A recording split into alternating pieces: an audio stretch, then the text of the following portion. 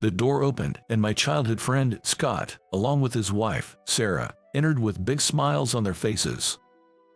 I looked at the happy couple and sincerely blessed Scott, who had always been there to support me. My name is Ethan, 28 years old. Today, I'm attending the wedding of Scott, a close friend I've known since we were kids. I've had a limp ever since I was diagnosed with Perthes disease as a child. Perthes disease is a condition where a part of the hip bone dies off, and I was diagnosed when I was 12. I grew up in a rural area in the mountains, similar to the Appalachian region, so it was hard to find good doctors. But Scott was always there for me, caring and being by my side. The bride, Sarah, seems calm and is such a pleasant lady. Congrats, Scott and Sarah. I clapped joyfully for them multiple times.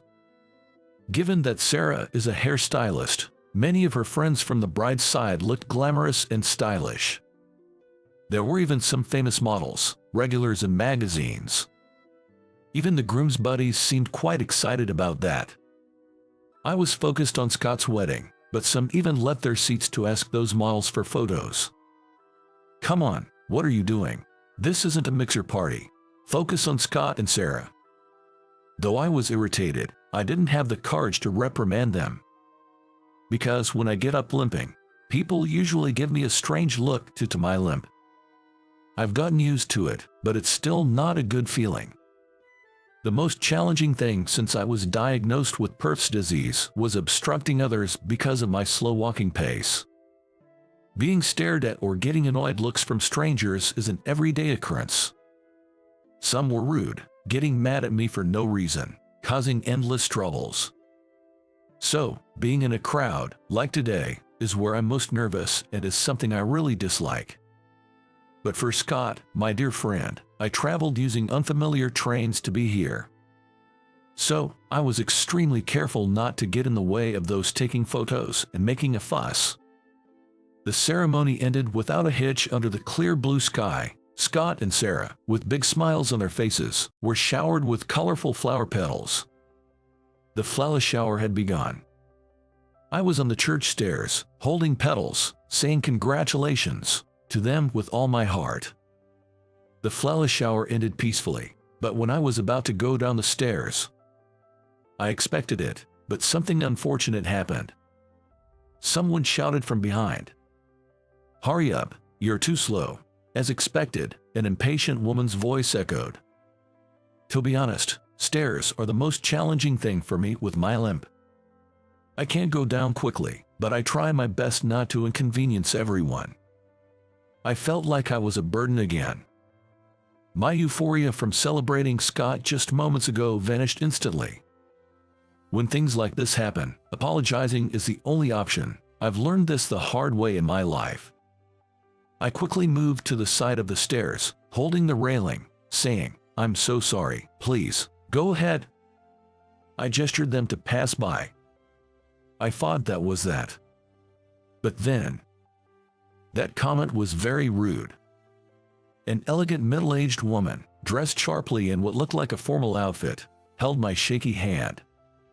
"Take your time and be careful," she said, accompanying me down the stairs. I somehow managed to get to the bottom floor and said, "Thank you so much, you truly saved me." Hearing this, the woman slowly shook her head. Then, she lowered her head to me and said, "I should be the one apologizing. The person who made that comment earlier was likely one of our employees. I'm terribly sorry." To my surprise, she apologized. As I stood there in shock, the woman took out a business card from her bag and handed it to me. The card read, "Kathleen Smith, Salon Marie, owner." It turned out that the woman in the dress, Kathleen, was the owner of the hair salon and the aunt of Scott. The woman who had complained earlier appeared to be an employee at Kathleen's salon. To be honest, I wasn't too bothered by her earlier comments, because I've been through similar experiences countless times, and I've always thought that if I let them hurt me, I'd be losing. So I candidly said, "Please don't worry about what happened earlier. It's true I was slow, and such incidents are common for me. More than that, thank you for your concern." I opened up about my feelings and prepared to leave. Kathleen then sincerely said, "You are truly a humble and wonderful person. I wish my employees could learn from you." Her words somehow comforted me. After the wedding ceremony, inside the church, I was rushing to the reception venue. Suddenly from behind, I heard, "I'm really sorry about earlier. Are you all right?" I quickly turned around, and there was a woman holding a business card. Yes, it was the same woman who had shouted at me earlier. She looked to be in her early 20s, younger than me, with a bold makeup, giving a vibe of a typical young lady these days. Though I was taken aback, I reassured her with a smile. She probably got scolded by Kathleen and was trying to make amends. I neither had any anger towards her or any particular interest. After accepting her apology, just when I was about to leave the scene. "Wait, to make it up to you, would you let me give you a free haircut next time?" she said, still looking apologetic, and forcefully handed me her business card. Caught off guard by her sudden offer, I kept my composure and with a smile said, "Thank you for your kindness," and took the card before parting ways with her. Throughout my life, I've been hurt and pitied for my disability countless times. So, I honestly didn't feel like looking at her card, assuming her offer was just a lip service. After attending Scott and Sarah's reception, I put her card in my suit's inner pocket and even forgot about our agreement. However, sometime after Scott's wedding, I got a call. "Hey, Ethan, it's me. Thanks for coming to our wedding." It was Scott himself. "Hey Scott, back from your honeymoon. It was such a wonderful wedding." I congratulated Scott once more. Scott mentioned how he and Sarah went to Hawaii and enjoyed scuba diving, and his voice sounded lively. Then, out of the blue, he said, "Actually, the reason I called today is, someone here wants to talk to you." Hang on. The voice changed to a woman's. It's Maria Smith, the one who gave you a card at the wedding. Why haven't you visited the salon? Are you still mad at me?" Caught off guard by her rapid-fire questions, I was perplexed.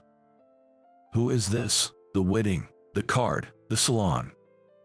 After a few moments, I remembered. I hurriedly searched for her card in my suit's pocket and found it. The card read, "Hairstylist, Maria Smith." I honestly explained the situation to Maria. "It's okay, I'm not mad at all. I just forgot about our appointment. I'm so sorry." Hearing my apology, Maria sounded genuinely relieved. "Got it. Just let me know when you're available. I promise to give you the best haircut as an apology." I was puzzled by her insistence, but I thought, why not, and made an appointment for a haircut. The day of my appointment with Maria. After finishing work, I went to the hair salon where she works. It's already past 8 p.m. Since it's after business hours, only Maria was left in the salon. From what I gathered, Maria seems to be an apprentice hairstylist. While she was cutting my hair, she told me that she practices cutting and curling hair late every day, aiming to win the next hairdressing competition. But then, she paused and said, "My boss favors others and lets them participate in the contests. That's why I never get a chance. I'm still just an assistant, stuck washing hair." I began to resent the other staff members, and I couldn't enjoy my job as a hairstylist. Maria's story was candid and touching. Then she continued. "At Scott's wedding, I got scolded big time by my boss. She said that narrow-minded people, those who can't be happy for others, can't win in contests, no matter how skilled they are, that they're failures both as hairstylists and as human beings. It really got me down." Then Maria revealed a surprising fact.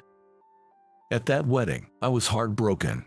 Turns out, Scott is my cousin, the older brother I've always looked up to, but he got taken by Sarah, the top hairstylist in our store. I'm totally outmatched by Sarah, both professionally and personally. That's why I was so frustrated and treated Ethan so badly at the happy event. I'm truly sorry. I couldn't help but ask something that was on my mind. "So, are you by any chance Kathleen's daughter?" When I asked that, Maria looked embarrassed and nodded.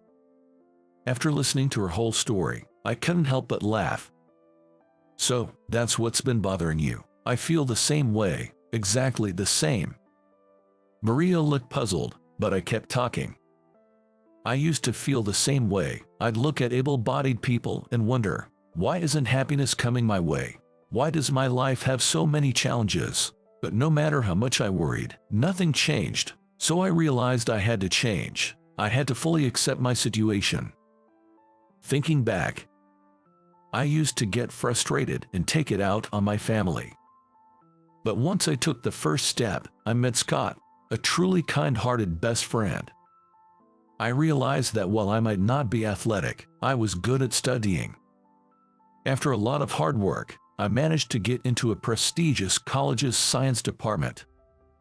Now, I'm doing pretty well in a big company. I've learned to avoid people who find me annoying and to genuinely appreciate those like Kathleen who helped me. When I shared this with Maria, she was crying. You're absolutely right. I've been too focused on my insecurities. I'll try to live more honestly and sincerely. Your words really resonated with me. Thank you. Every time she cried, her thick foundation and heavy mascara ran. Upon closer look, her skin was very clear, and she looked much cuter without makeup. You don't have to be perfect like Kathleen or Sarah. You have your own unique qualities. Keep it up. While I was encouraging Maria, I was also cheering myself on. I need to work hard and learn from her. 1 year after Scott's wedding, I visit the salon Marie once a month to get my hair cut. Of course, my personal hairstylist is Maria. Actually, she has become a valuable partner in both my personal and professional life. As I started to date her and listen to her work challenges, I was drawn to her sincerity and hard-working nature. After we got together, Maria let go of her unnecessary insecurities and started focusing more on her job as a hairstylist. Kathleen even thanked me, saying Maria had become a considerate and good hairstylist. And now, I wholeheartedly support her as she works hard for the next competition. I hope that in the near future, Maria will become the #1 hairstylist.